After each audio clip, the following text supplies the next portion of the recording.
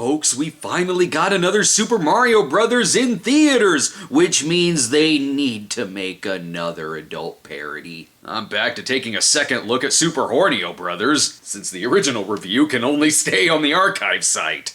Oh, but it's like visiting old friends, or, well, I don't know about that. Something about this movie makes it more awkward to watch now than it did when I originally reviewed it in 2010.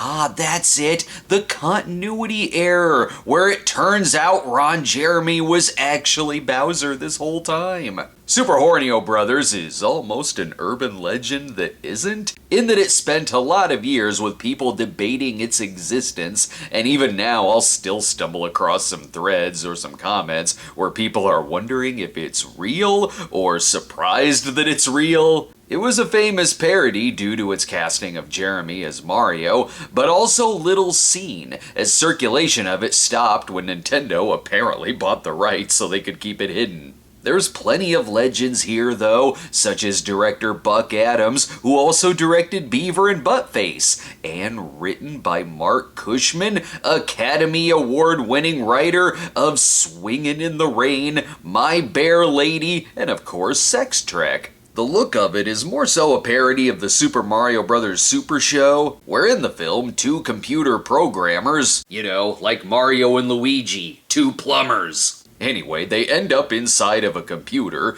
and can only visit Pornhub, apparently. Maybe they'll see the uncut version of this review if they hang around long enough. Ah, from Midnight Video, the logo that looks like I'm about to watch a shot-on-video horror movie that may play on late-night television or an adult film. Either way, it will come in a big box. This logo is far more advanced, though.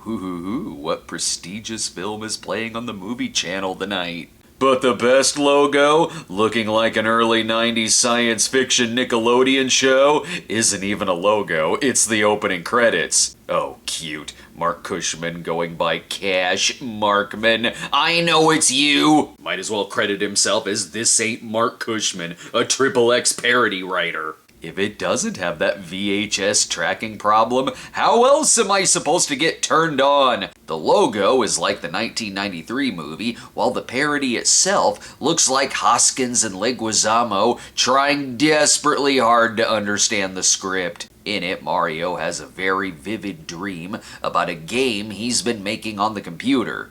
Things like the boxing match, or the Pooper King. This creature wants to take over the whole world. Mario, stop eating a whole pizza before you go to sleep. You're gonna have weird dreams. Oh, did I say Mario? I meant Hornio. Oops, not even that. His name is Squeegee Hornio, and the Luigi equivalent is Ornio Hornio. I think you mixed up the names. One sounds like a parody of the other character. You had one job, movie. I guess. As long as the chemistry is still there. The funny thing we said about us Hornio is that we're a true blue and we are parts of gold. I cherish the lines here that I can actually understand, given the 8th generation VHS this is. There needs to be a remastered version so I can hear the dialogue of Super Hornio Brothers.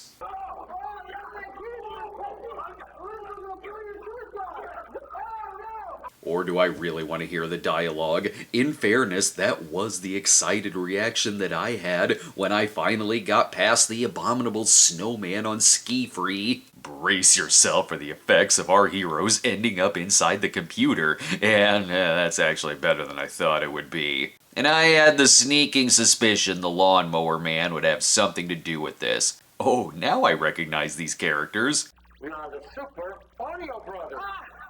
Don't lie, you're Pitfall Harry from the inferior Super Pitfall. Here's the plot, they gotta figure out how to get home. Hornio, we are inside that black void that exists in a computer monitor when the computer's turned on. Said with severe confidence. But if they're in the computer, where's all the sandwich crumbs he drops that end up inside the machine? They're even running into several characters he created for the game. What game have you been making, Mario?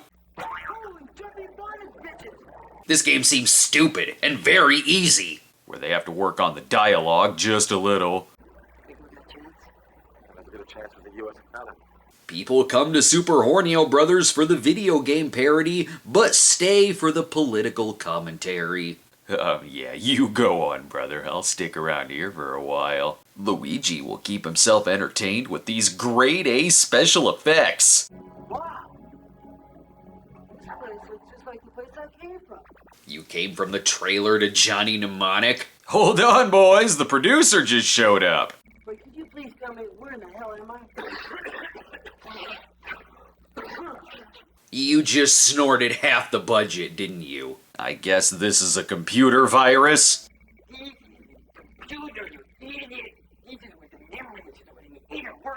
Who was obviously told this would be a Ren and Stimpy parody, but it was too late to switch to another acting mode. It's always great when you can see the editing on screen.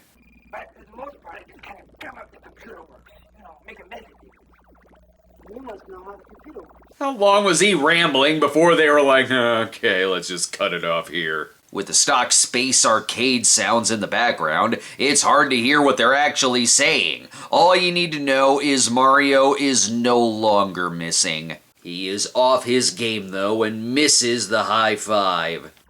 That's what makes you a Hornio brother. We don't have the budget to shoot that again. We need the virus to become a Wayne's World parody now. This movie is a lot of spoofing of other things, and also standing around awkwardly and saying, hey, Luigi, why don't you go over there or something? Or just standing around awkwardly and saying nothing.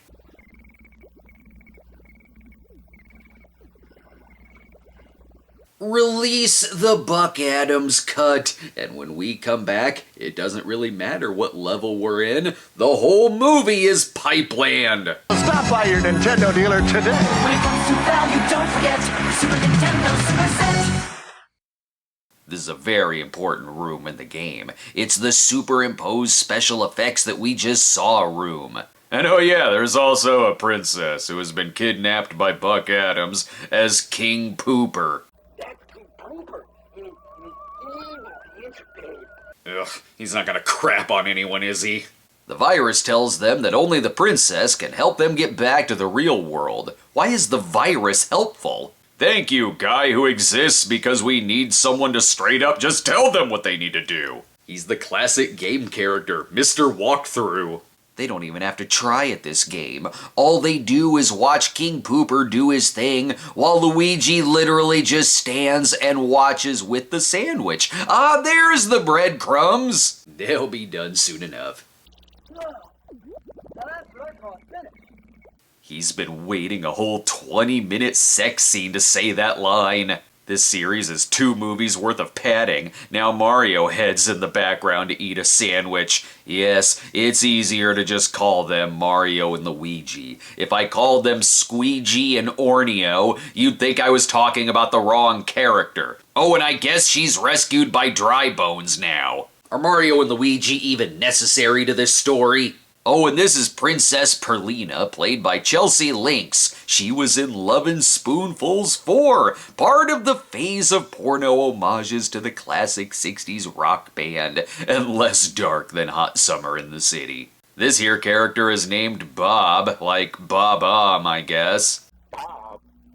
It's almost as silly a name as Squeegee. Hey, you leave the jokes to me and don't make fun of these sophisticated names. Now seriously, where in the hell is King Pooper? When I'm in control of the world, people like you will crawl at my feet. That's what's gonna happen. And why is he doing an impression of Toad from the Super Mario Bros. Super Show? Can we get Harvey Atkin from Visiting Hours back in here to voice Pooper? Even Mario seems like he's screaming critiques at the movie. Damn! I lost transmission. Let's just use the Game Genie to magically turn this into the 1993 theatrical movie. At least that one played Walk the Dinosaur. Wait, they don't need the Game Genie? They have the virus! Go down here to the left. You see the spider web? You turn and go to door number 1, 2, or 3. Now, if you'll excuse me, I must leave to play the photojournalist in the Apocalypse Now parody. Wrong Dennis Hopper movie, ass! Personally, I can't even top the references this movie makes. But these other characters are as fine to me as Muammar Gaddafi. Now that we've gotten the Muammar Gaddafi references out of the way, let's sexy this up a bit by showing stock effects from a Bible Network infomercial. And then they can get to the spiderweb set. It's all we had in our budget. Let's take a break. The girls are gonna be at it for a little while longer. While you're waiting, head on over to our Cameo page at cameo.com/thecinemasnob, where you can book yourself a shout out, personalized message, a gift for someone you know, or even just a question. It is a far cheaper gift than trying to buy Super Hornio Brothers on VHS. Hope to see you there at cameo.com/thecinemasnob. We are back, people. And I think their building may be on fire. Turns out that's not a science-y sounding effect at all. It's the fire alarm. Get out of there, you idiots! Hurry before the fiery stock footage comes in.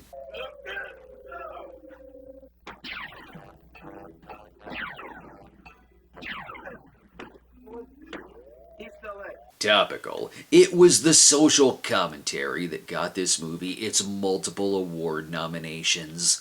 And once again, I can't hear anything because of the effects.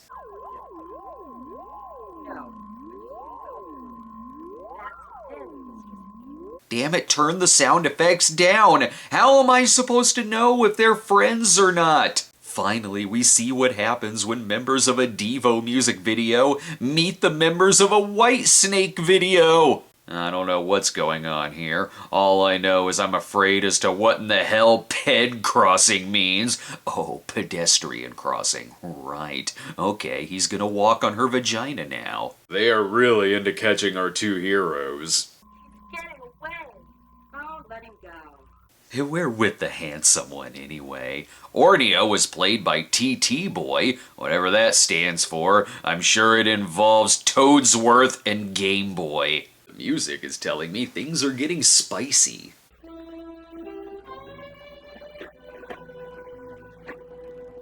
Thank you for adding the sexy sex. I wouldn't have known there was a sex scene going on without it.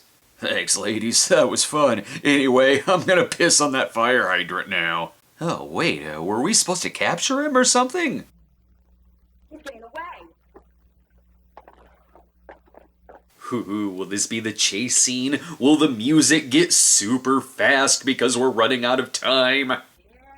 Yes, it's working just great right now. Nope, King Pooper just figured out his antenna to get all of the good channels. Just like in the video game, when Mario distracts Bowser and then Luigi pushes him into a pool of movie smoke. You have a big video, Hornio Brothers. Nobody needs King Pooper. You'll be back in the sequel, or it could be someone else. Wait, I really hope there's not a villain in a porno named Wart. Hey, no time for that. Unless Mario was the one she was interested in, then there'd be plenty of time. He actually looks annoyed that this is only the first part. Great. Leave me here.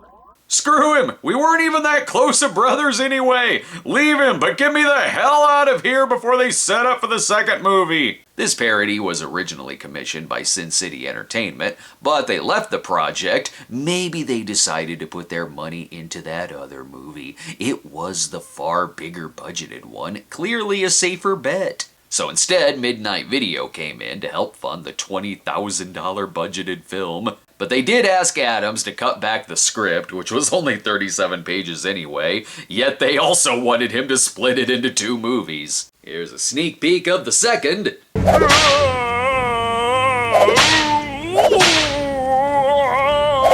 The context will be provided later. And I'm sure all the writing and planning happened right here in this office, where the more plants there are, the more it's a movie office. Anyway, Earth, the end. Here's all the characters you know and love, where Squeegee and Hornio had the worst agents because they're the last ones billed. And don't forget to call the Nintendo hotline at the end. Are you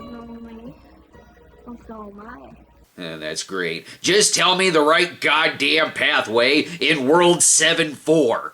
And that was certainly a movie that felt like a parody on a public access channel, mixed in with sex scenes still hidden under a mattress after 30 years. How can I be aroused when the jokes are so dated? Hey, if the new Super Mario Bros. Movie does well, maybe it'll get a sequel, and I can review Super Hornio Bros. 2 when that comes out. Or I'll review it again when I need an easy week and to cut together an uncut version. But check out our archive site at thecinemasnob.com, where you can see more Snob episodes, some naughty and others not so naughty. See you next time.